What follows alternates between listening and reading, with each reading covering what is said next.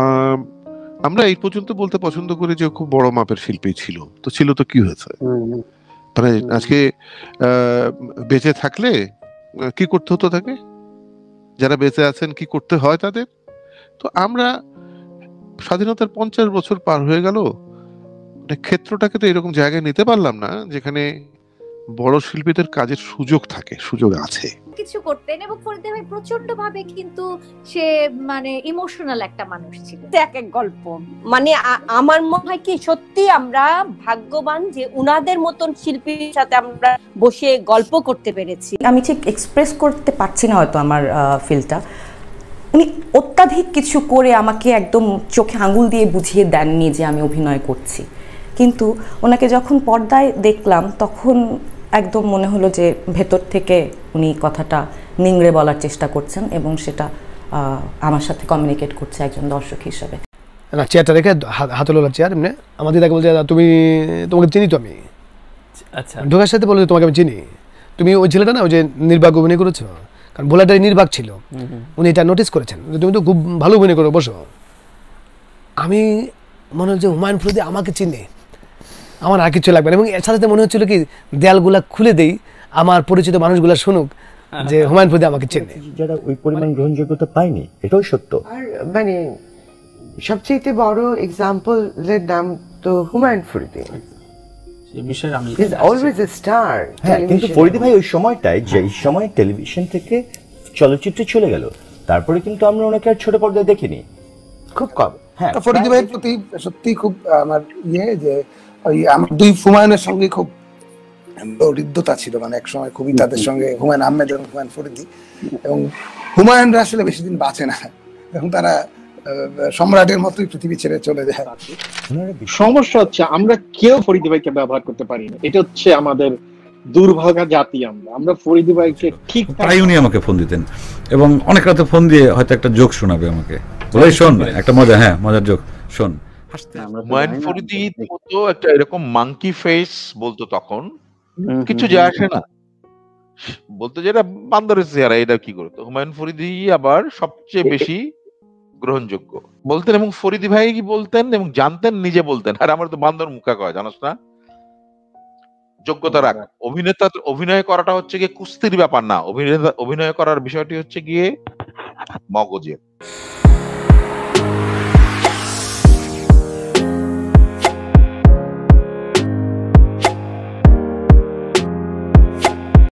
বললেন এই তুই তো ওই নাটক দেখলাম, অভিনয় ভালো, ঠিক আছে, সব ঠিক আছে, কিন্তু তোর মুখটা একটু তেলতেলে লাগছিল। তেলতেলে মানে তুই বোধহয় মেকআপ নিস নেই। আমি জি আমি মেকআপটা আমার ভালো লাগে না, আমি মেকআপ না, ক্যারেক্টারটা ন্যাচারাল লুকে রাখার জন্য। হ্যাঁ আমিও সেটাই পছন্দ করি, মেকআপ টেকআপ নেওয়ার দরকার নেই, ক্যারেক্টারের লুক যদি ইয়ে, কিন্তু ওই যে একটু তেল বের হলে বা ঘামে একটু তাহলে প্রায় মুছে নিবি, ভালো ছিল। প্রায় উনি আমাকে ফোন দিতেন এবং অনেক রাতে ফোন দিয়ে হয়তো একটা জোক শোনাবে আমাকে, বলে শোন একটা মজা, হ্যাঁ মজার জোক শোন। হাসতে হাসতে উনি ফোন করলেন, বা আমি আবার হয়তো একটা মজার কোনো জোকস আমার যদি কালেকশনে আমি পেলাম, আমি হয়তো রাতে ফরিদি ভাই শুনবেন নাকি, হ্যাঁ বল বল বল, এরকম ওনার সঙ্গে কনভারসেশন হতো মাঝে মধ্যে। তারপর উনি আমাকে বলতেন, এইভাবে বলে রেখেছিলেন যে তোর কখনো কোনো সমস্যা হলে পরে, অভিনয় সংক্রান্ত বা যে কোনো সমস্যা হলে পরে তুই আমার কাছে চলে আসবি, আমাকে ফোন করবি। এইভাবে ইভেন আমার ছেলের নামটা কিন্তু ফরিদি ভাইয়ের রাখা। আচ্ছা, ভাইয়ের সাথে তো আমি যখন ভোলার ডায়েরি করে, আমি তার খুব কাছের মানুষ, মানে যে কোনো বিষয়ে উনি আমার সাথে পরামর্শ করতেন। আমরা একটা, উনি আমার সিনিয়র, কিন্তু আমাদের একটা অদ্ভুত বন্ধুত্বপূর্ণ সম্পর্ক ছিল। তা আমাকে বলছে যে এরকম নাটক করবো। উনি প্রথম ভেবেছিলেন যে হুমায়ুন ফরিদার ইয়েকে নিয়ে যায় কিনা, রাজীব, পরে ভাবলেন যে না তাহলে আমরা খলিল ভাইকে নেই। উনি বলেন যে আমি স্ক্রিপ্টটা দিতে যাবো, আমি বললাম আমাকে নিয়ে যাবেন সাথে, আপনি যেতে চান? অবশ্যই, আমি ওনাকে দেখতে চাই। এই প্রথম আমি স্পষ্ট মনে আছে, আমি ফরিদি ভাইয়ের একটা রুম ছিল, যে রুমটাতে উনি সবসময় বসে থাকতেন। উনি বসে আছেন ওনার চেয়ারটায়, শায়ের খান ঢুকলো, আমিও ঢুকলাম। আমি দেখি একটা লোক বসে আছে চেয়ারের মধ্যে পা তুলে, না চেয়ারটা রেখে হাতলোলা চেয়ার এমনি আমাদের তাকে বলছে তুমি, তোমাকে চিনি তো আমি। আচ্ছা, ঢোকার সাথে বলে তোমাকে আমি চিনি, তুমি ওই ছেলেটা না ওই যে নির্বাক অভিনয় করেছো, কারণ ভোলাটাই নির্বাক ছিল, উনি এটা নোটিস করেছেন, তুমি তো খুব ভালো অভিনয় করো, বসো। আমি মনে হচ্ছে হুমায়ুন ফরিদি আমাকে চিনে, আমার আর কিছু লাগবে না। এবং এর সাথে মনে হচ্ছিল কি দেয়ালগুলা খুলে দেই, আমার পরিচিত মানুষগুলো শুনুক যে হুমায়ুন ফরিদী আমাকে চেনে, মানে এইরকম একটা ফিলিংস ছিল। এবং সেই থেকে যে ওনার সাথে আমার যে পরিচয়টা হয়, তারপর ওনার সাথে আমার এখানে একটা প্রশ্ন রাখতে চাই, ফরিদী ভাই সহজে কারোর সাথে খুব বেশি ঘনিষ্ঠ হন না, তো এটার একটা বড় কারণ মেধার আসলে একটা যোগাযোগ থাকতে সেতু বন্ধন দরকার হয়। ফরিদী ভাইয়ের সাথে কিন্তু মোটামুটি সম্পর্ক সবারই ভালো, বাট আপনাকে আরো দু একজনের নাম শুনি বেশ আদর করতেন, একটু আলাদাভাবে দেখার। উনি ফরিদী ভাই, আমি জানি না কেন আদর করতেন, কিন্তু ফরিদী ভাইয়ের সাথে বিভিন্ন সময় নানা বিষয় নিয়ে ওনার সাথে তর্ক বিতর্ক হয়েছে, এরকম ইতিহাসও আছে। আচ্ছা আচ্ছা, মানে চিৎকার চেঁচামেচি হয়েছে। আচ্ছা আচ্ছা, মানে যে কোনো বিষয় নিয়ে আলোচনা করতে, ভয় কাটিয়ে একটা। হ্যাঁ, তো আবার উনি ভীষণ রিজিড থেকে একটা জায়গায় একটা হাসি দিয়ে বলতে, তোমাকে আমি টেস্ট করে দেখলাম, থ্যাংক ইউ, ভালো লাগছে। মানে অনেক সময় হয় না যে তখন আবার উনি অনেকক্ষণ তর্ক করে উনি আমার কনফিডেন্স লেভেলটা দেখে আবার থামিয়ে দিতেন, ঠিক আছে সাজু, থ্যাংক ইউ, আমি এটা জানতে চেয়েছিলাম। তো এই যে এই আড্ডাগুলা, তারপর আমি ফরিদী ভাইকে যে কপি করি এটা ফরিদী ভাই জানতে শুরু করলো। আচ্ছা, এবং এই একটি মানুষ, আমি তাকে কপি করি এটা নিয়ে তার আনন্দ ছিল।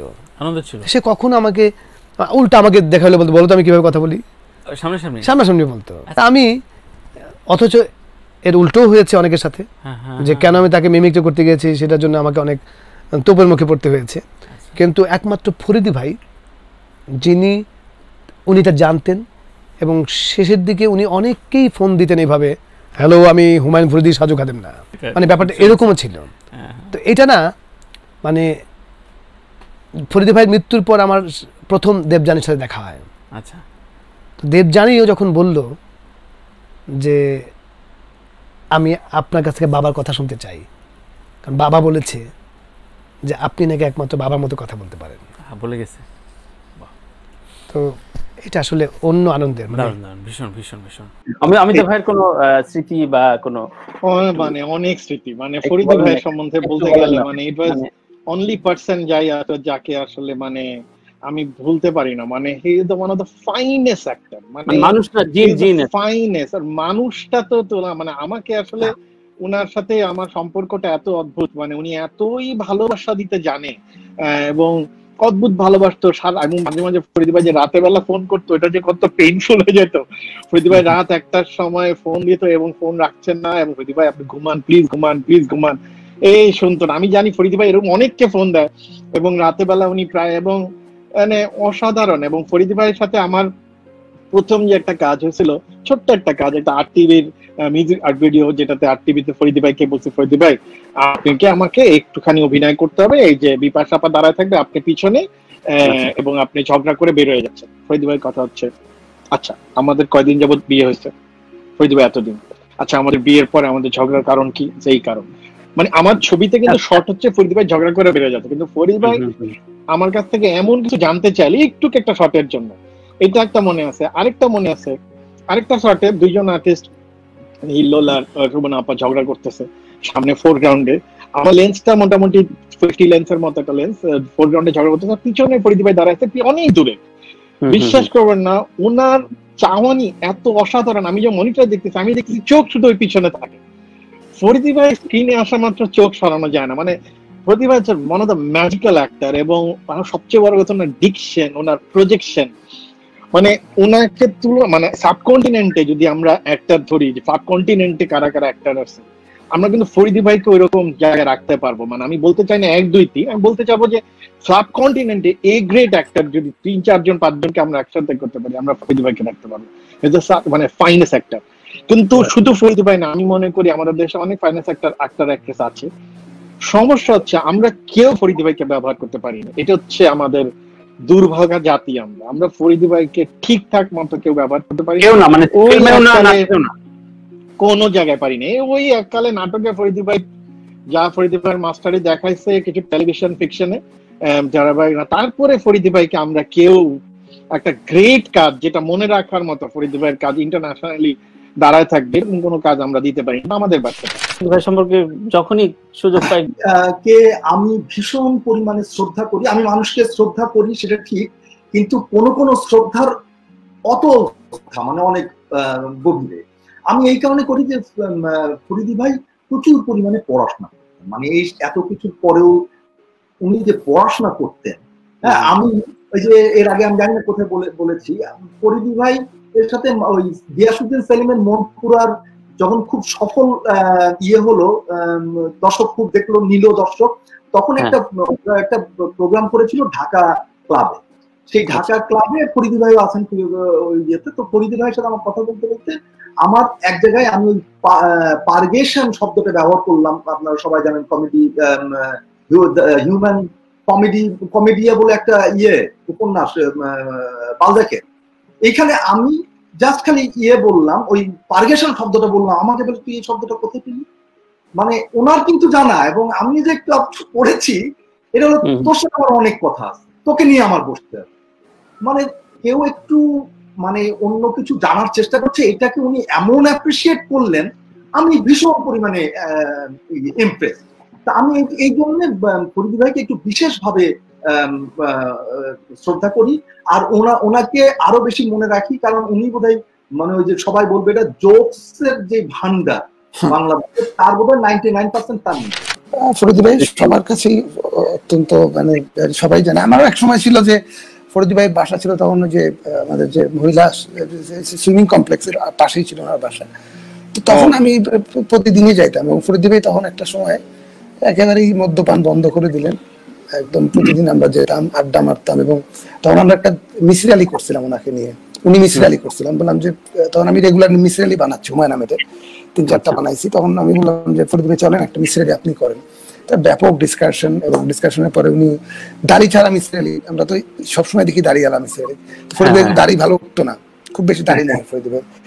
ফরিদি ভাই দাড়ি ছাড়া মিসির আলী করলো, এবং তখন আমরা রিহার্সাল করলাম একটা টেলিভিশন নাটকের জন্য। পাবেল ভাই ছিল, আজরা ছিল, জয়রাজ ছিল, আমরা সেভারাল ডেজ করলাম, এবং একটা ফিকশন আমরা 12 দিন শুট করলাম। এবং ওই সময়টা মানে অনেক সুন্দর। এবং তারপরে ওই যেটা অমিতাভ দা বললো যে রেগুলার রাতে ফোন করা, ইভেন ফরিদি ভাইয়ের যে শেষ বার্থডেটা হলো ছায়ানটে, তখন আমি গিয়েছিলাম।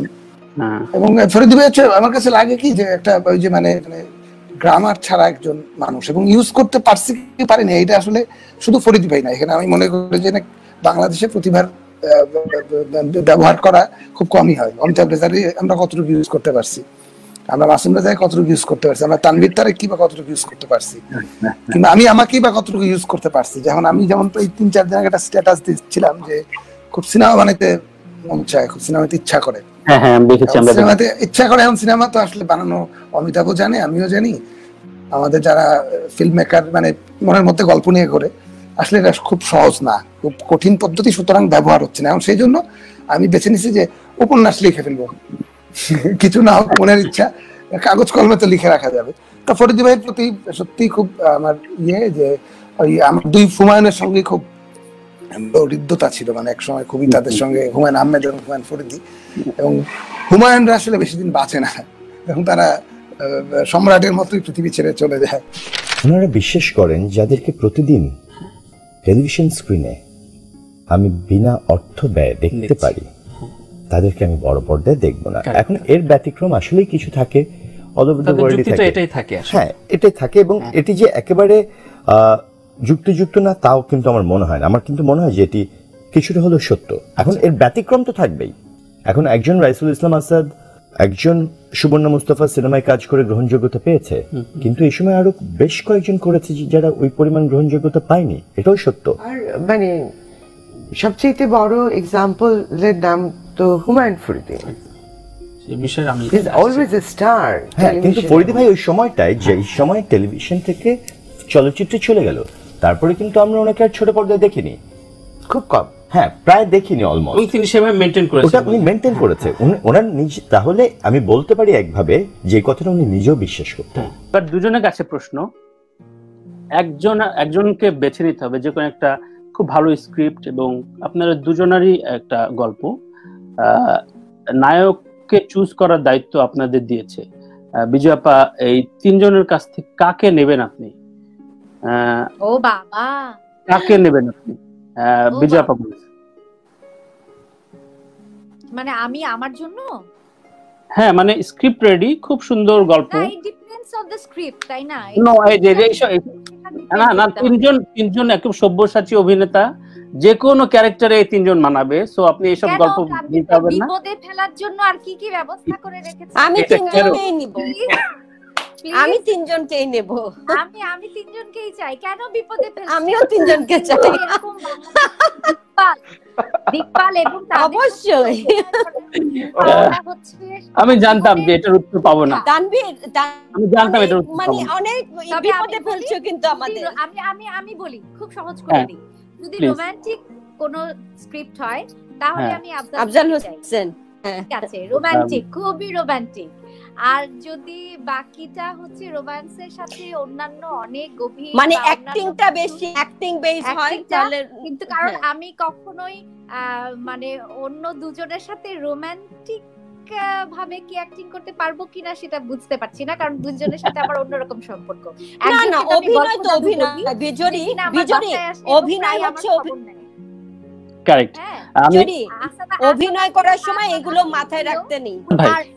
ভাই তো প্রচন্ড মুডি ছিলেন, একদম মুডের উপরে, মানে সে হচ্ছে কি একেবারে মানে আসরের মানে জমিয়ে রাখতেন এবং এত গল্প করতেন, এত কিছু করতেন, এবং ফরিদ ভাই প্রচন্ড ভাবে কিন্তু সে মানে ইমোশনাল একটা মানুষ ছিল। আমার মনে আছে আমরা যখন সূর্যের হাসি একটি কাজ করতে গেছিলাম, এবং তার সাথে আমার অনেক কাজ আছে, অনেক কোনটা এনেছি সূর্যের হাসি? হ্যাঁ এনেছি সূর্যের হাসি। আমি ওই কথাটা বলি, তখন আমি রাত্রে ছিলাম, আমরা অনেক শুটিং এ রাত্রে থাকি না, আমরা প্রশিকায় রাত্রে থাকতাম একটা জায়গায়, মানিকগঞ্জে শুটিং হতো। তো এনেছি সূর্যের হাসি ওই নাটকে সুইটিও ছিল। আমার মনে আছে যখন রাত্রে আমরা থাকতাম তখন উনি অন্য রুমে, আমাদের অন্য রুমে, কিন্তু একটা কমন একটা স্পেসে আমরা সারা রাত আড্ডা মারতাম, সারা রাত। ধরনের আমাদের মানসিক ভাবে চাঙ্গা রাখে। ওই রাজবাড়ি না আমি আমার কাছে কখনোই লাগেনি। উনি আর্টিস্টদের সাথে কখনো এরকম ছিল না, তবে ওনার একটা ছিল যে উনি অনেক ইমোশনাল, অনেক ভেতরের কথাও কিন্তু উনি অনেক বলে ফেলতেন, এবং ওনাকে যে আমরা চিনি, একদম কাছাকাছি আসতে পেরেছি। আমার সাথে তো প্রচুর তার আড্ডা হয়েছে, প্রচুর, অনেক কাজ হয়েছে। আমার সাথেও প্রচুর আড্ডা দিয়েছি ফরিদি ভাইয়ের সাথে। আমি মনে করি এই ধরনের বিশিষ্ট এবং বাংলাদেশের যাদেরকে একদম আমি বলবো যে দিকপাল, তাদের কাছাকাছি আসা, তাদের গল্প শোনা, তাদের অভিজ্ঞতা শোনারও একটা ভাগ্যের ব্যাপার, আগ্রহের ব্যাপার থাকা উচিত। কত নাটকে কত কি হয়েছে, ওই জিনিসগুলি কিন্তু আমরা ভেতর থেকে বের করে নিয়ে আসি। তো ওই মনে আছে যে প্রশিকায় আমরা দিনের পর দিন আড্ডা মেরেছিলাম, এবং আমার মনে আছে যে উনি খেতো না ঠিক মতো তখন, একদমই না বিজরি, আমার মনে আছে খাবারও নিয়ে আসতো বাসা থেকে, ওগুলো আবার আমাদের দিত। হ্যাঁ, টিফিন বক্সে করে খাবার নিয়ে আসতো। ওনার সাথে যে অ্যাসিস্ট্যান্ট ছিলেন সে ওনাকে বারবার বলতেন খাও খাও খাও, সে আস্তে করে আমাদের দিকে দিয়ে দিতেন, এই খেয়ে ফেল তোরা, খেয়ে ফেল। হ্যাঁ, তো ওই জিনিসগুলি আছে যে এমন একটা আছে যে রাত্রেবেলা আমরা চলে গেছি ঘরে, তারপরে রাত্রেবেলা এসে তার হয়তো বা কোনো একটা ডিসকাশনে আমার সাথে তার কথা কাটাকাটি হয়েছে, এরকম হয় না আমার সাথে হয়, তা কথা কাটাকাটি হয়েছে। হঠাৎ আমরা ঘুমাতে চলে গেছি রাত 3টার সময়, উনি 4টার সময় এসছে, আমরা ঘুমিয়ে গেছি, নক করে আমাকে তুলে বলেছে তোমার ওই কথাটা ঠিক না, এই কথাটার সময় আমার এই কথা বলা উচিত ছিল, আমি ভুলে গেছি। মানে হঠাৎ করে আসছে, উনি রুমে চলে গেছে, আমরা ঘুমিয়ে গেছি, উনিও ঘুমিয়ে গেছে। মানে আমাদের ওই নাটকটা ছিল ভিক্টোরিকে, আমি কেন বললাম না, ও জিতে যাবে কি করে। তো ওরকম নক করে আমি বললাম ফরিদি ভাই আপনি কি বলে, কি আমার বলা উচিত ছিল এটা, ওইখানে আমার এই জায়গায় ভুলে গেছি। মানে ওই নাটকের সেটে তোমার মনে আছে, ওই নাটকের সেটে এটিএম আঙ্কেল ছিল, হুমায়ুন ভাই ছিল, অনেকেই ছিল। মানে আমরা যে শুটিং একটু অফ হলেই সবাই গল্পে বসে যেতাম, কি যে একটা মজা হতো, মানে আগের শুটিং এর কথা আসলে বলে শেষ করা যাবে না। এবং এই যে এই মানুষগুলোর সাথে বসে বসে গল্প, বা এই যে আসাদ ভাই, আমার যদিও আমার সরাসরি আমি আসছি যার হাত ধরে, আফজাল হোসেন, তার সাথে আমার নাটক তেমন একটা করা হয়নি, বা পরবর্তীতে অতটা পথ চলাটাও একটু মানে খুব যে আফজাল ভাই বা আসাদ ভাইয়ের সাথে যেমন নাটক করেছি, আফজাল ভাইয়ের সাথে তেমন করা হয়নি। মানে আমরা যখন একসাথে সেটে বসতাম, উঠানে বসতাম, গল্প এক এক গল্প, মানে আমার মনে হয় কি সত্যি আমরা ভাগ্যবান যে উনাদের মতন শিল্পীর সাথে আমরা বসে গল্প করতে পেরেছি। হুমায়ুন ফরিদির মতো একটা এরকম মাঙ্কি ফেস বলতো তখন, কিছু যায় আসে না, বলতো যেটা বান্দরের চেহারা, এটা কি করতো। হুমায়ুন ফরিদি আবার সবচেয়ে বেশি গ্রহণযোগ্য বলতেন, এবং ফরিদি ভাই কি বলতেন এবং জানতেন, নিজে বলতেন। আর আমার তো বান্দর মুখা কয়, জানোস না, যোগ্যতা রাখ। অভিনয় করাটা হচ্ছে গিয়ে কুস্তির ব্যাপার না, অভিনয় করার বিষয়টি হচ্ছে গিয়ে মগজের একদম। মানে এইগুলোই শিখেছি যে ওইরকম মানুষদের সঙ্গে থেকে। ফরিদ ভাই তো আসলে, আমি কি হতে চেয়েছিলাম জানিস তো, আমার জীবনের একটা সময় পর্যন্ত ভেবেছিলাম যে আমি ফরিদ ভাইয়ের সঙ্গে থাকবো 24 ঘন্টা। আচ্ছা আচ্ছা, সিদ্ধান্ত রেডি করে ফেলেছিলাম আমি। তো তখন সুবর্ণাপার খুব ভয় পেতাম, উনি সাংঘাতিক পার্সোনালিটি মহিলা। আবার আমাদের মোস্তফার বোন, মেয়ে ক্যামিলিয়াপার বোন, ফ্যামিলিটি। তারপরে একটা হঠাৎ করে খেয়াল হলো আমার, যে সবসময় যেতাম আসতাম মোটামুটি একসাথে ঘুরতাম আমরা, কোথাও গেলে ফরিদ ভাই চল যাই, উনি শক্ত করছে। তখন আমার একটা 50 মোটরসাইকেল ছিল তখন। ফরিদি ভাই বা আফজাল ভাই কারো ইয়ে নাই, মোটর মানে বাইক নাই বা গাড়ি নাই, স্কুটারে চলাফেরা করতেন। আমি সংসপ্ত ফরিদি ভাইকে নামিয়ে দিয়ে আসতাম, যে নামিয়ে দিয়ে পরে যে কখন শেষ হবে শুনে আবার নিয়ে আসতাম, এরকম। তো ফরিদি ভাইয়ের আমি ভাবলাম, হঠাৎ আমার খেয়াল হলো যে ফরিদি ভাইয়ের অভিনয়ের সাথে যদি আমি যদি সবসময় থাকি ওনার সেবা করার জন্য এবং ওনার সাথে সাথে থাকি, তাহলে আমি পুরো ফরিদি ভাইয়ের আমি একদম পুরো মানে ভেতরে ঢুকে যাবে। তাহলে আমার প্রিয় অভিনেতাদের মধ্যে আরেকজন আছেন উৎপল দত্ত, আচ্ছা, রবি শঙ্কর, রবি ঘোষ। তো আমি তো উৎপল দত্ত এবং আলী জাকের এদের দ্বারা প্রভাবিত। মানে আমি একদম বলি যে আমি একদম ফলো করে, একদম পুরো একদম সাংঘাতিক ভাবে ফলো করি। তো ওই মনে হলো তাহলে তো আমার তো প্রভাবিত হয়ে গেলে তো আমার তো তখন ওই রকম হবে। শুধুমাত্র এই জন্য আমি বলার পরও আমি বলার পর না আমার এটা ক্ষতি হবে মনে হচ্ছে, আমি বলছি নাকি এটা তুই পাগল, তুই পাগলামি করে বলিস। আফজাল ভাই ফরিদি ভাইয়ের মধ্যে ব্যাখ্যার জায়গাটা হচ্ছে যে আফজাল ভাই টেলিভিশনে বা ফিল্মে আমরা যদি ধরি, মানে পর্দার জায়গাটা যদি ধরি, ছোট স্ক্রিন বড় স্ক্রিনের জায়গাটা, সেইটি ওনাদের কাছ থেকে শেখার কথাগুলোই বলছি আমি। আমাদেরকে যেহেতু আমারও নিয়েছেন, ফরিদি ভাইও নিয়েছেন।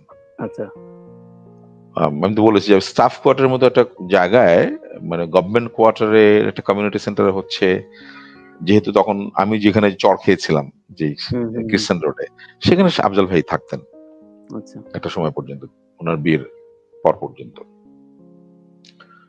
তো ওইখানটায় আফজাল ভাই আমাদের ওয়ার্কশপ করাতেন, যে ডাকলে মঞ্চে যে ভার্সেটাইল অভিনেতা আফজাল হোসেনের, সেটা দর্শক কেউ দেখতে পারেনি। সেটা হচ্ছে দর্শকের দুর্ভাগা বলবো। চশমা ডাকাত বলে একটি, যেমন চশমা ডাকাত বলে একটি ক্যারেক্টার করতেন উনি। 4-5টি ক্যারেক্টার করতেন কেরামত মঙ্গল নাটকে, 4-5টা ক্যারেক্টার করতেন। তার মধ্যে একটি ক্যারেক্টার ছিল হচ্ছে চশমা ডাকাত। ওইখানে এত ডাকাতরা কত কঠিন এবং কত খারাপ, সেইটি আমরা মানে বই পড়ে গল্প পড়ে জানি, যে সুন্দরবনে বা হয় না যে ফরেস্টে যে জায়গাগুলো হয় সেগুলো। তো সামনাসামনি ডাকাত দেখা, একদম ডার্ক রং করে নিজেকে, চশমাটা ওইরকম একটা চশমা ডাকাত বলতো। ওইটার যে ওনার গলা ভেঙে অভিনয় করা, আমি চশমা ডাকাত, উনি আফজাল ভাই গলা চেঞ্জ করে। আফজাল ভাই হচ্ছে, আফজাল ভাইয়ের সুবর্ণাপা তখন হচ্ছে তুঙ্গে একদম। সেই সময় আফজাল হোসেনকে দেখার জন্য মঞ্চেও টিকিট বেশি কাটতেন। সেই আফজাল ভাই যখন উঠে লুঙ্গি উঁচা করে নিয়ে, একদম উঁচা মানে অনেক পর্যন্ত উঁচা, মানে গলা চেঞ্জ করে নিয়ে ঢুকলো, এরকম করে হতো। মানুষ তো প্রথমে কি লম্বা চড়া একটা ডাকাত, পাতলা, বিশ্বাস হচ্ছে না। হ্যাঁ, তো মানুষ তো বিশ্বাস হতে পারতো না, বুঝতো চলে যাওয়ার পরে ফুসফুস করতো। এই আফজাল হোসেন নাকি একটা নাটক একটা ক্যারেক্টার করে সেটা নাকি বোঝা যায় না, আবার আফজাল হোসেন তো এখনো আসলো না, এরকম আর কি। আফজাল ভাই 3-4টি ক্যারেক্টার করতেন। তো সেখানটা আফজাল ভাইয়ের মঞ্চের যত ভার্সেটালিটি দেখা গেছে, টেলিভিশন সেটা না। আমাদের কাছে খুবই মনে আছে যে সেটা হচ্ছে পারলে না রুমকি দেখে আমরা একদম পুরা অসম্ভব রকম ভাবে অন্যরকম হয়ে গেলাম, তাই না? মানে ওই কথাগুলো এরকম প্যাটার্নের কথাগুলো এরকম। কিন্তু ফরিদি ভাই আসলে কখনোই হচ্ছে আউট অফ বক্স। আচ্ছা, ডেফিনেটলি মানে আসলে সবসময় ভাঙতে পছন্দ করতেন, করতে পছন্দ করতেন। আর ওনাদের দুজনের যেটা হচ্ছে যে ওনাদের দুজনের যে বন্ধুত্ব সেই জায়গাটায় এবং যা ভূমিকা এবং ভার্সেটাইলিটি ছিল বলেই আফজাল হোসেনের মতো বন্ধু ফরিদি ভাইকে টেলিভিশনে এনেছিলেন। আফজাল ভাই এনেছিলেন ফরিদি ভাইকে টেলিভিশনে। ও আফজাল ভাই এনেছেন? হ্যাঁ, টেলিভিশনে আনার পেছনের বিষয়টা হচ্ছে আফজাল ভাইয়ের। আচ্ছা আচ্ছা, দারুণ দারুণ। আফজাল ভাই জানতেন যে ফরিদ হচ্ছে কি ভার্সেটাইল এবং তাদের বন্ধুত্বটা ইন্টেলেকচুয়াল জায়গা থেকেই হয়েছে। ফরিদি ভাইয়ের সাথে কাজ করার আমার সৌভাগ্য হয়েছিল অল্প, 2-3টা কাজ করার সুযোগ হয়েছিল।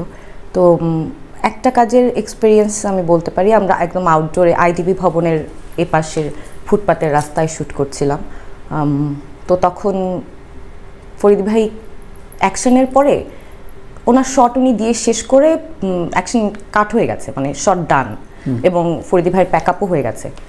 ওনার আর্লি প্যাক আপ ছিল, উনি শেষ করে চলে এসেছেন।